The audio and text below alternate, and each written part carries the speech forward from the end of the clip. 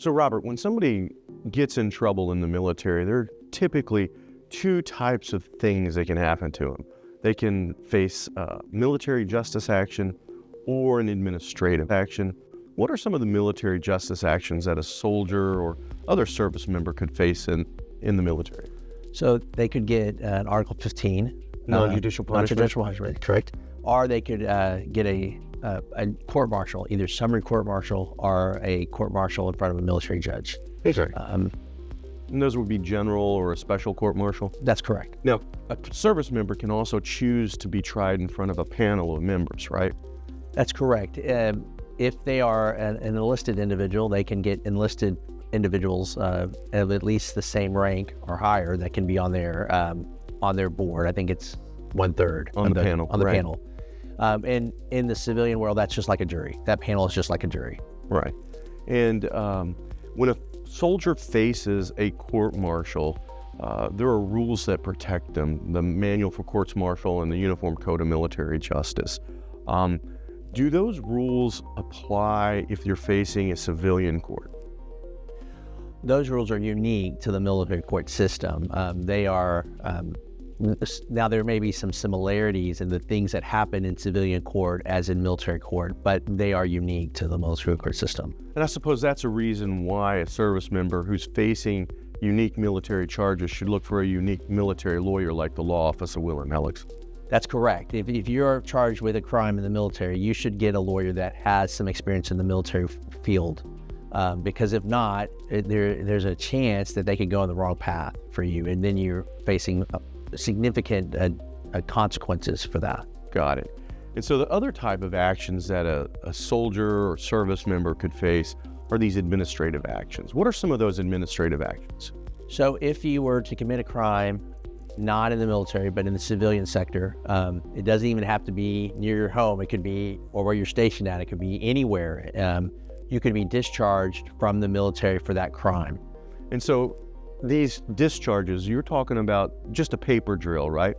That's correct. You know that what's going to happen is you're going to have documents put together. You're going to be able to provide your explanation to that, but it's not like you're going to have a jury or a panel that's going to review those type of cases. Right. And it'd just be the commander who reviews it. And those are for soldiers and service members who have less than 6 years of service, right? That's correct. Now, if you have more than 6 years of service, or the military is trying to give you an other than honorable discharge, are you entitled to a board? Yes, you are. Okay. And so that board is comprised of what? People who are senior to you in rank? That's correct. And you present a case kind of like a mini trial to this board? Very similar to a mini trial. And then you would have, you would present evidence why you should be discharged, or why you shouldn't maybe face the discharge. Maybe you should be discharged, but you're not facing the discharge that you're there requesting. Right. But that's an opportunity for you to present your case. And it's not just you on paper, it's really you. You get to present the you in the room. So we've talked about, trials or non-judicial punishment, and we've talked about, chapter discharges, which are paper or before a board. Can you also get things like a letter of reprimand? You can get a letter of reprimand. You actually, you could get a letter of reprimand. You could get an order not to do certain conduct, which at the time you may not think it's I'm not going to continue to go to Susan Q's house anymore, or whatever the order might be. But the violation of that order could get you back into additional trouble. Right. And so if somebody is issued a general officer letter of reprimand, do they have the right to respond to that? They do. And what are some of the things that you would include in response to a general officer memorandum of reprimand? Almost in any opportunity that I have where it's just on paper, I want to tell my story. I want to tell what I did in the military. I want the person in the room to know I'm there, that I'm speaking through the paper.